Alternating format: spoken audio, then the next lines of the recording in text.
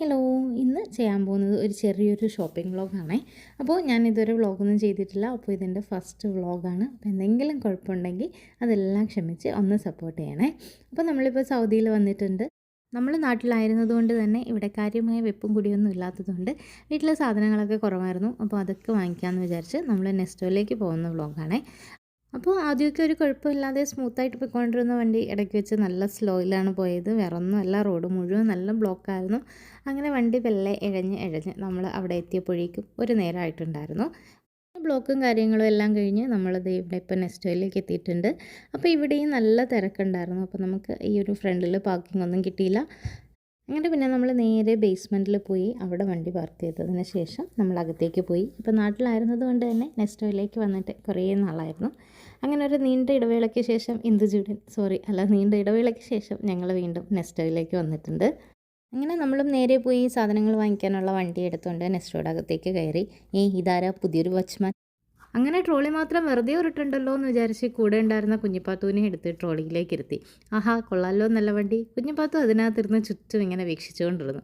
ഉന്തുവണ്ടിയിലുള്ള ഈ യാത്ര കുഞ്ഞിപ്പാത്തുവിന് ആദ്യമൊക്കെ നല്ല ഇഷ്ടമായിരുന്നു. കൊച്ചിനെ ഇതിനകത്തിരുത്തി എന്തായാലും ഫ്രീ ആയിട്ട് നടക്കാമല്ലോ എന്ന് വിചാരിച്ചപ്പോഴേക്കും അവളെ മൂട് മാറി. അവളുടെ ചിരിയൊക്കെ മാറി കരച്ചിലായി. അങ്ങനെ ഈ ഒരു പ്രോഡക്റ്റിനെ ട്രോളിയിൽ നിന്ന് മാറ്റി വീണ്ടും കയ്യിലെടുത്ത് നമ്മുടെ യാത്ര തുടർന്നു.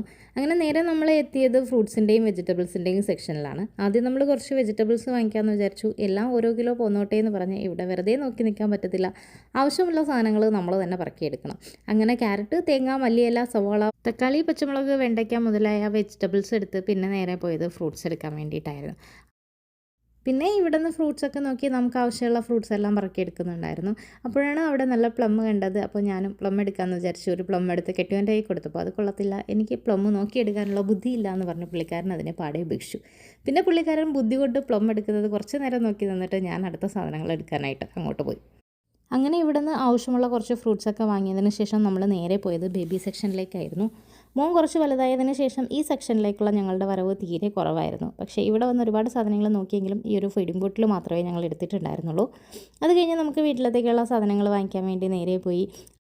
ഇവിടെ നിന്ന് നമ്മൾ ആട്ടപ്പൊടി, റവപ്പൊടി, പുട്ടുപൊടി, പിന്നെ അരിപ്പൊടി, അങ്ങനെ കയ്യിൽ കിട്ടിയ പൊടികളും, അത് കഴിഞ്ഞ് പിന്നെ ഉപ്പ്, നെയ്യ്, പരിപ്പ്, പപ്പടം, പായസമില്ല, ആ ഒരു ഫ്ലോയിൽ വന്നതാണ്. പരിപ്പ്, പപ്പടം, അങ്ങനെ കുറച്ച് സാധനങ്ങളും, പിന്നെ കായപ്പൊടി, സോഡാപ്പൊടി, സോയാബീൻ, ജീരകം മുതലായ സാധനങ്ങളും എടുത്ത് നേരെ ട്രോളിയിലേക്കിട്ട് നമ്മൾ യാത്ര തുടർന്നുകൊണ്ടേയിരുന്നു. അപ്പോൾ ഇതാണ് നമ്മുടെ ട്രോളി സ്റ്റാൻഡ്. നമുക്ക് മുകളിലേക്ക് പോകണമെങ്കിൽ ട്രോളി ഇവിടെ പാർക്ക് ചെയ്തിട്ട് വേണം മുകളിലേക്ക് പോകാൻ. അങ്ങനെ നമ്മുടെ ട്രോളിയും അവിടെ പാർക്ക് ചെയ്തതിന് ശേഷം നമ്മൾ നേരെ മുകളിലേക്ക് പോയി. നെസ്റ്റോയിൽ വന്നു കഴിഞ്ഞാൽ മുകളിലത്തെ ഈ ഒരു ഫ്ലോറിൽ വന്ന് ഒരു വായ്നോട്ടം അത് നിർബന്ധമാണ്. നമ്മളിപ്പോൾ മുകളിലേക്ക് കയറി വന്നതിൻ്റെ ആഗമനോദ്ദേശം എന്താണെന്ന് വെച്ചാൽ കുഞ്ഞിനൊരു പോട്ടി വാങ്ങിക്കുക എന്നുള്ളതായിരുന്നു. അവരെല്ലാം ആവശ്യമുള്ള ആ ഒരു സാധനം വാങ്ങിക്കാൻ വേണ്ടി പോയപ്പോൾ ഞാനിപ്പോൾ ഒരാവശ്യമില്ലാത്ത കുറച്ച് സാധനങ്ങളും വാങ്ങി നോക്കി ഇങ്ങനെ നടന്നു.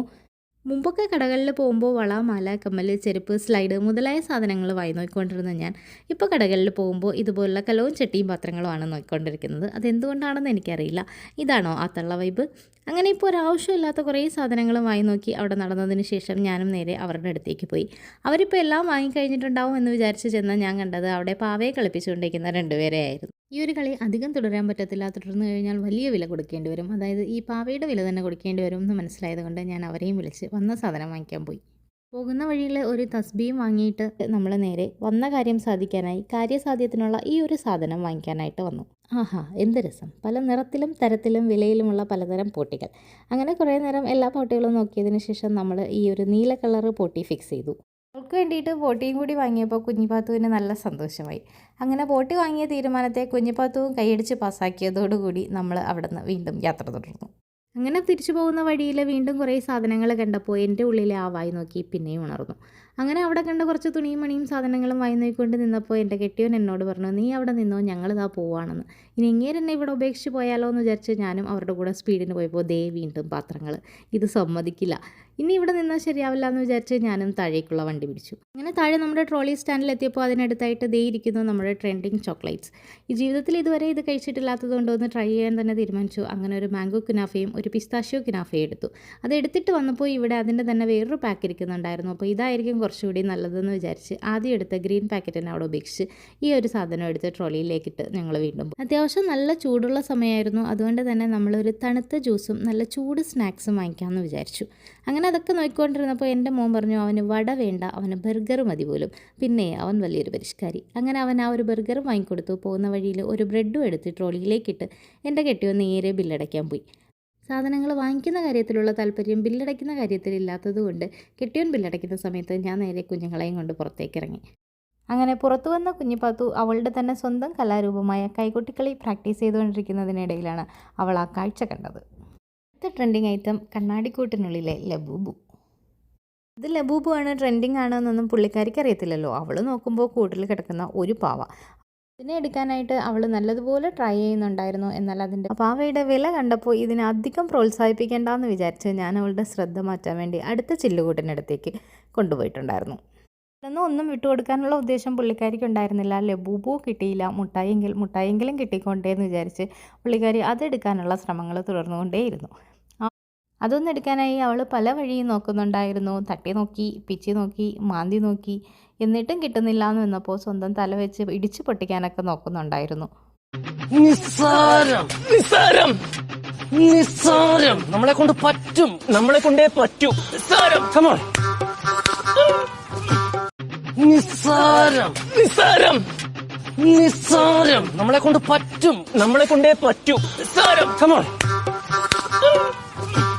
ഒരുപാട് നേരത്തെ പരിശ്രമത്തിന് ശേഷം കുഞ്ഞിപ്പാത്തുവിന് മനസ്സിലായി, ഈ പെണ്ണുമ്പിള്ള ഇതൊന്നും എനിക്ക് വാങ്ങിത്തരാൻ പോകുന്നില്ല, ഞാൻ എൻ്റെ പഴയ കൈകൊട്ടിക്കളി തുടരുന്നത് തന്നെ ആയിരിക്കും നല്ലതെന്ന്.